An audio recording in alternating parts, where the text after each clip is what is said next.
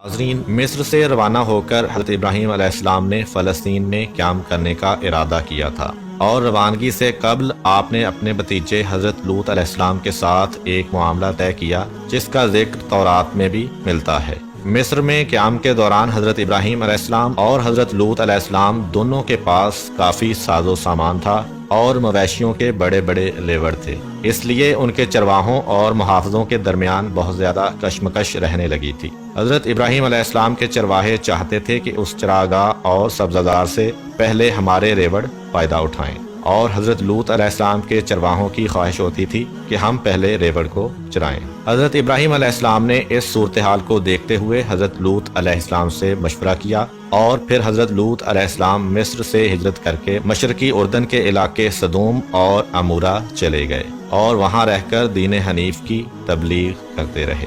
हज़रत इब्राहीम अलैहिस्सलाम मिस्र से हिजरत करके शाम की तरफ रवाना हुए। हज़रत इब्राहीम अलैहिस्सलाम शाम और फ़लस्तीन के दरमियान ऐसी जगह ठहरे जो कई मुल्कों के आने जाने का रास्ता था। हज़रत इब्राहीम अलैहिस्सलाम ने उस जगह रहकर लोगों को अल्लाह का पैगाम सुनाया, जिसके नतीजे में बहुत से लोग उन पर ईमान भी ले आए थे। हज़रत इब्राहीम अलैहिस्सलाम की बीवी हज़रत सारा बांझ थीं और उनके यहाँ कोई बच्चा नहीं होता था, लेकिन वो देखती थीं कि उनके मेहरबान और बावफा शौहर को हमेशा से फर्जंद की आरज़ू है, इसलिए वो कुछ उदास रहा करती थीं। चूँकि वो उम्र के उस मरहले में पहुँच चुकी थीं कि जब उन्हें खुद अपने यहाँ बच्चा पैदा होने की कोई उम्मीद ना रही थी, इसलिए उन्होंने अपनी कनीज़ हज़रत हाजरा का निकाह हज़रत इब्राहीम अलैहिस्सलाम के साथ कर दिया। चुनांचे हज़रत हाजरा हामला हो गईं और उन्होंने एक बच्चे को जन्म दिया जिसका नाम इस्माइल रखा गया। इस नौज़ायदा बच्चे ने बाप की आंखों को नूर बख्शा और उनके कल्ब को खुशी से लबरेज कर दिया,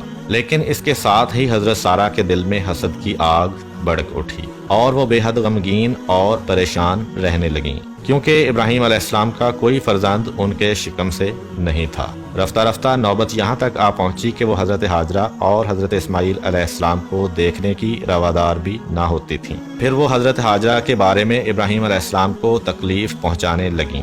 चुनांचे उन्होंने हज़रत इब्राहीम अलैहिस्सलाम से दरख्वास्त की कि वो हाजरा और उनके बेटे को ऐसे दूर दराज मकाम पर छोड़ आएँ जहाँ से उनकी खबर तक ना आने पाए। इस सबब से हज़रत इब्राहीम अलैहिस्सलाम गमगीन और परेशान रहने लगे। इस सूरत हाल के बारे में हज़रत इब्राहीम अलैहिस्सलाम ने बारगाह खुदाबंदी में शिकायत की।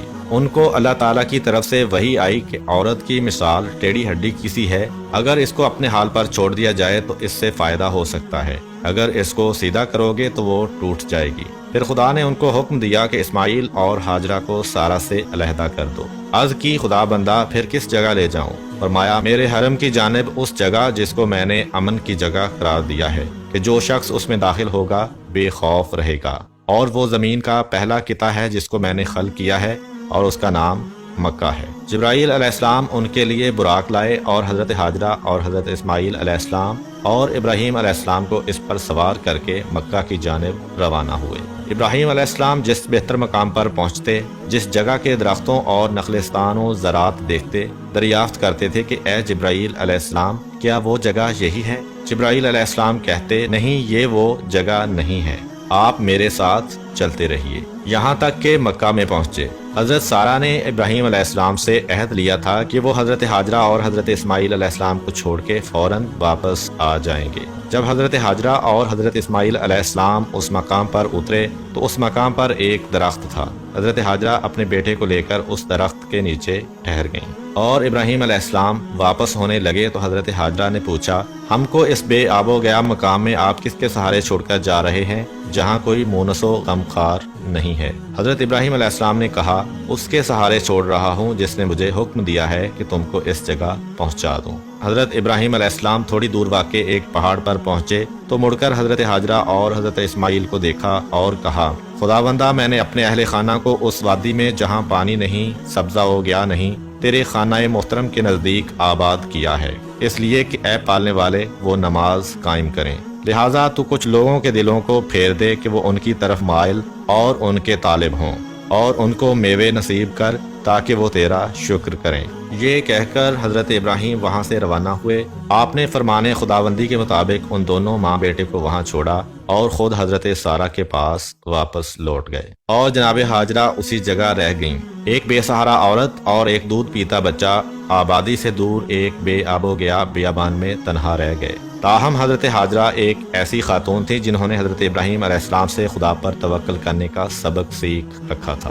انہوں نے خدا تعالیٰ پر اپنے ایمان اور توکل کے ساتھ صبر کا دامن تھام لیا، اور کھانے پینے کا جو سامان ان کے پاس تھا اس کو تھوڑا تھوڑا کر کے استعمال کرتی رہیں۔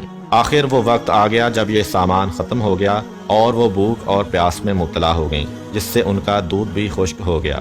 جب سورج بلند ہوا اور حضرت اسماعیل علیہ السلام کو پیاس محسوس ہوئی تو حضرت ہاجرہ بے قرار ہوئیں، اٹھیں اور اس وادی میں صفا اور مروہ کے درمیان گئیں اور آواز دی کہ کیا اس وادی میں کوئی مددگار ہے؟ حضرت اسماعیل علیہ السلام ان کی نگاہ سے اوجھل ہو گئے۔ جناب ہاجرہ کوہ صفا پر گئیں، وہاں سے مروہ کی جانب ایک سراب نظر آیا، سمجھیں کہ پانی ہے، وہاں سے مروہ کی جانب گئیں۔ اسماعیل علیہ السلام پھر نگاہوں سے پوشیدہ ہو گئے۔ حضرت ہاجرہ بے چین ہو کر وہاں سے دوڑیں اور اس مقام پر پہنچیں جہاں سے اسماعیل علیہ السلام نظر آنے لگے۔ پھر مروہ پر پہنچیں تو اس سراب کو کوہ صفا کی جانب دیکھا اور صفا کو روانہ ہوئیں۔ پھر جب ایسی جگہ پہنچیں جہاں سے اسماعیل نہ دکھائی دیے تو دوڑ کر اس مقام پر پہنچیں جہاں سے اسماعیل علیہ السلام نظر آنے لگے۔ اسی طرح 7 مرتبہ صفا و مروہ کے درمیان دوڑیں۔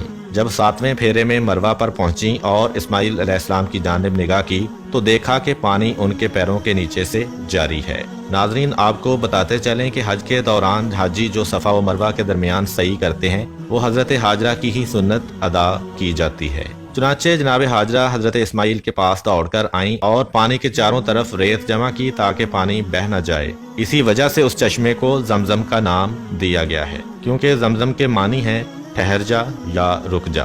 عرفات و ذوالمجاز میں قبیلہ جرہم اترا ہوا تھا۔ جب مکہ میں پانی ظاہر ہوا اور پرندے اور صحرائی جانور اس پانی کے پاس جمع ہوئے تو جرہم کے لوگوں نے جانوروں کو دیکھا اور سمجھے کہ اس جگہ پانی ظاہر ہوا ہے، تو اس مقام پر آئے۔ وہاں ایک عورت اور ایک بچے کو درخت کے نیچے مقیم پایا۔ جناب ہاجرہ سے پوچھا کہ تم کون ہو اور تمہارا اور اس بچے کا کیا معاملہ ہے؟ میں ابراہیم خلیل الرحمن کے بیٹے کی ماں ہوں اور یہ ان کا بیٹا ہے۔ خدا نے ان کو حکم دیا ہے کہ ہم کو اس جگہ چھوڑ جائیں۔ ان لوگوں نے کہا کہ آپ اجازت دیجئے کہ ہم لوگ بھی آپ کے نزدیک آباد ہو جائیں۔ تیسرے روز جب حضرت ابراہیم علیہ السلام ان سے ملنے آئے تو جناب ہاجرہ نے کہا، اے خدا کے خلیل، یہاں سے قریب جرہم کے کچھ لوگ ہیں، وہ ہمارے ساتھ رہنے کی اجازت مانگ رہے ہیں، کیا آپ ان کو اجازت دیتے ہیں؟ حضرت ابراہیم علیہ السلام نے فرمایا، ہاں ان کو اجازت ہے۔ پھر جناب ہاجرہ نے قبیلہ جرہم کے لوگوں کو اجازت دے دی تو وہ لوگ ان کے نزدیک مقیم ہو گئے اور اپنے خیمے برپا کر لیے۔ حضرت ہاجرہ اور حضرت اسماعیل علیہ السلام کو ان لوگوں سے انس ہو گیا۔ تیسری مرتبہ جب حضرت ابراہیم علیہ السلام ان کو دیکھنے کے لیے آئے تو ان کے چاروں طرف لوگوں کی کثرت اور آبادی ملاحظہ کر کے خوش ہوئے۔ یوں حضرت ہاجرہ اس چشمے پر اپنے فرزند اسماعیل علیہ السلام کے ساتھ اور قبیلہ جرہم کی ہمسائیگی میں ہنسی خوشی دن گزارنے لگیں۔ کبھی کبھی حضرت ابراہیم علیہ السلام بھی اپنی بیوی اور بچے سے ملنے کے لیے آ جاتے تھے اور انہیں دیکھ کر اپنے دل کو